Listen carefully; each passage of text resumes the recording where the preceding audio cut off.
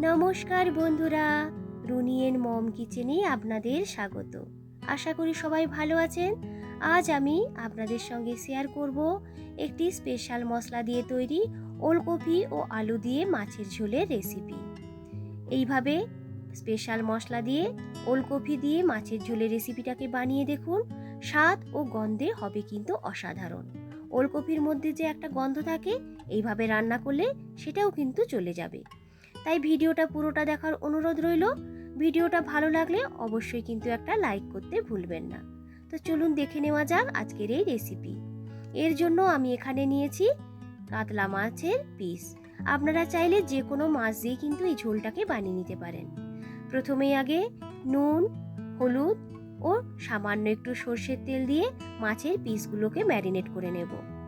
এইভাবে একটু সর্ষের তেল দিয়ে ম্যারিনেট করে নিলে দেখবেন ম্যারিনেট করতেও আপনাদের সুবিধে হবে, আর মশলাগুলো কিন্তু মাছের পিসের গায়ে খুব সুন্দরভাবে চিটে থাকবে। এইভাবে 5 মিনিট রেখে দেব। এখানে আমি নিয়েছি দুটো মিডিয়াম ওলকপি ও একটা আলু। ওলকপি এবং আলুগুলোকে এইভাবে লম্বা লম্বা করে কেটে নিয়েছি। সবজির পরিমাণটা আপনারা আপনাদের প্রয়োজন বুঝে নিয়ে নেবেন। মাছগুলোকে ভেজে নেওয়ার জন্য প্যানের মধ্যে দিয়ে দিলাম পরিমাণ মতো সর্ষের তেল। তেলটা যখন খুব ভালো করে গরম হয়ে যাবে, তখন এর মধ্যে একটা একটা করে ম্যারিনেট করে নেওয়া মাছের পিসগুলোকে দিয়ে ভালো করে ভেজে নিতে হবে। হালকা গরম তেলে কখনোই কিন্তু মাছ ভাজবেন না, তাহলে মাছগুলো কিন্তু তলায় চিটে যেতে পারে। গ্যাসের ফ্লেমটাকে মিডিয়াম টু হাই রেখে মাছগুলোকে উল্টে পাল্টে ভালো করে লালচে করে ভেজে নেব। তো দেখুন মাছগুলো কিন্তু আমার ভাজা হয়ে গেছে। এরপর এইগুলোকে তেল থেকে তুলে নেব।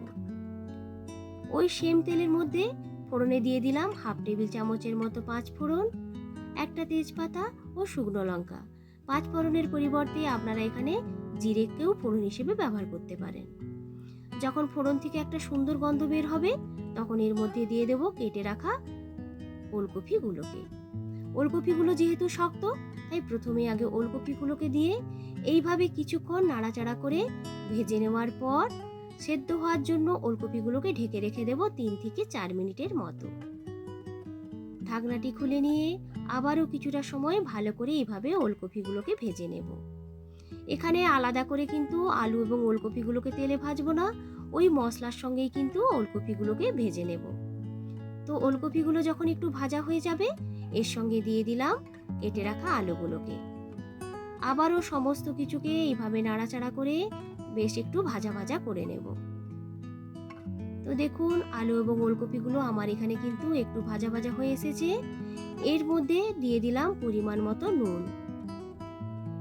নুনটা দেওয়ার পরে সবজিগুলোর সাথে নুনটাকে ভালো করে মিশিয়ে কিছুক্ষণ ভেজে নেওয়ার পর ওপর থেকে দিয়ে দিলাম স্লাইস করে কেটে রাখা পেঁয়াজ।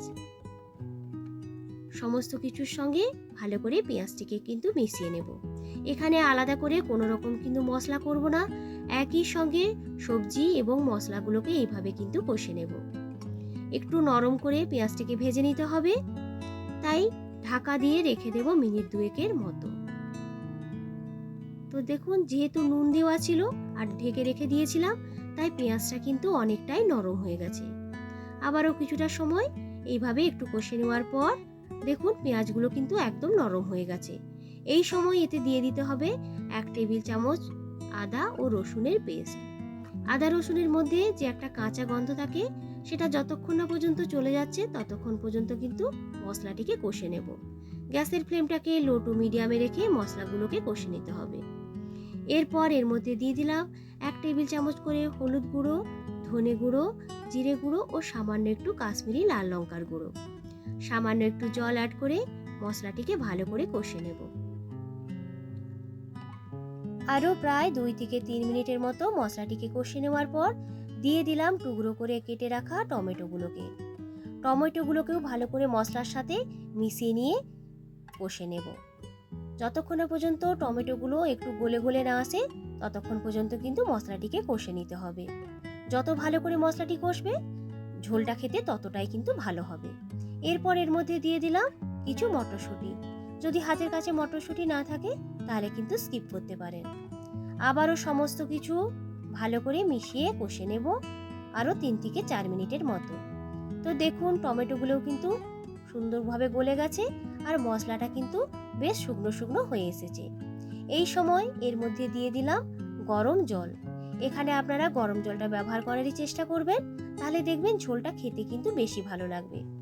বেশি পরিমাণ জল কিন্তু এর মধ্যে দিয়ে দেব, কারণ ওলকপি এবং আলুগুলো সেদ্ধ হতে কিন্তু একটু বাকি আছে। পরিমাণ মতো নুন এর মধ্যে দিয়ে ঢেকে রেখে দেব 15 মিনিটের মতো। ঝোলটা ফুটতে থাক, তৈরি করে নেব সেই স্পেশাল মশলা। দিয়ে দিলাম হাফ টেবিল চামচের মতো কালো জিরে, হাফ টেবিল চামচের মতো জিরে, 1/4 টেবিল চামচের মতো মৌরি, 1/4 টেবিল চামচের মতো গোটা ধনে ও কয়েকটা গোটা গোলমরিচ।